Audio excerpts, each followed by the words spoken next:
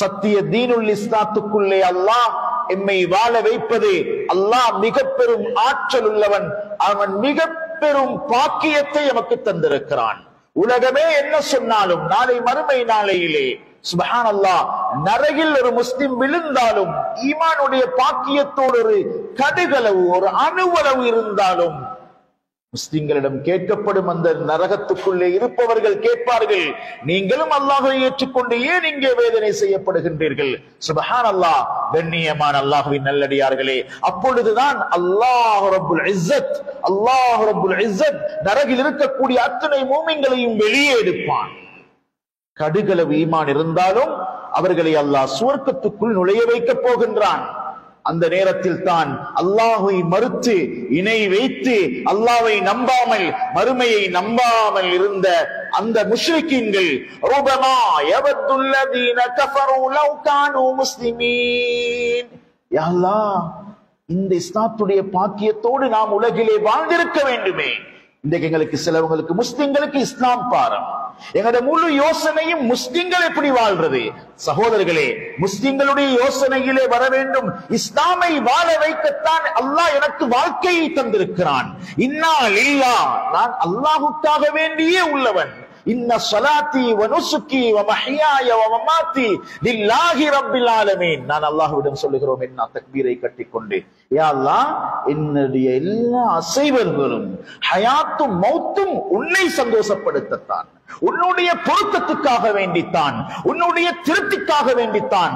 அது ரமலான் மட்டுமல்ல, நாங்க ரமலானிகளாக இல்ல, நாங்க ரஹ்மானிகளாகத்தான் எப்பவுமே இருப்போம். அதைத்தான் அடுத்தது இன்னும் உறுதியாக சொல்லுகிறோம். ஃபர்தான சூரத்துல் ஃபாத்திஹாவுக்கே சொல்லுகின்றோம், இய்யாக நஅபுது வ இய்யாக நஸ்தஈன்.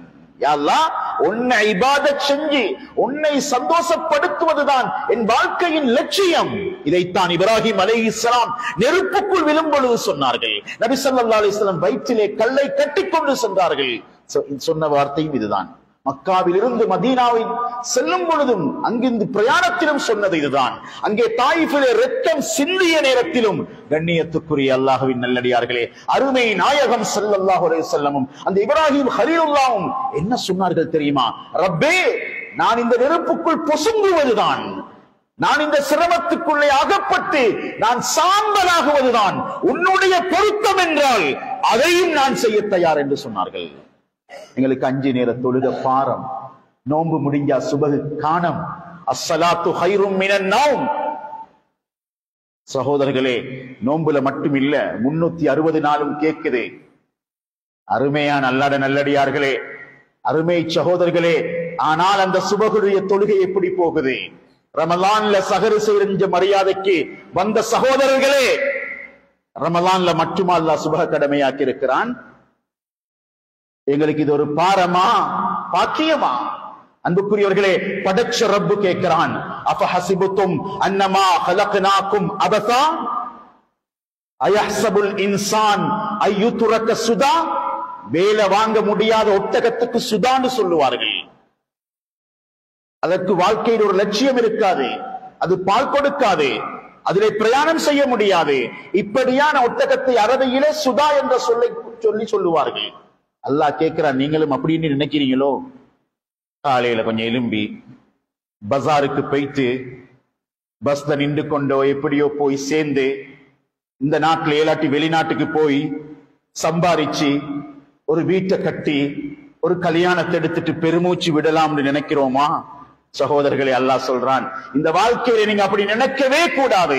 இன்னல்லதீன லா யர்ஜூன லிகாஅனா வரது பில் ஹயாத்தித் துன்யா வத்மஅன்னு பிஹா. அல்லாஹ் சொல்லுகின்றான், இது இத்மினானுக்கு தந்த வாழ்க்கை அல்ல, இம்திஹானுக்கு தந்த வாழ்க்கை. சோதிக்கிறோம். கோடீஸ்வரரே, உங்களுக்கும் சோதனை தான். அரசியல்வாதிகளே, உங்களுக்கும் சோதனை தான். டிகிரி ஹோல்டர்மார்களே, ஓ லெவல் எடுத்த வாலிபர்களே, வியாபாரிகளே, அன்பாந்தவர்களே, எல்லோருக்கும் இந்த வாழ்க்கை சோதனை. அமலா, அல்லாஹ்ட பொருத்தமா, அல்லாஹ்ட அதிருப்தியா? இபாதத்தோட வாழ்வதா அல்லது அல்லாஹ்ட பொருத்தம் இல்லாம வாழ்றதை இது பார்க்கத்தான் உலக வாழ்க்கை.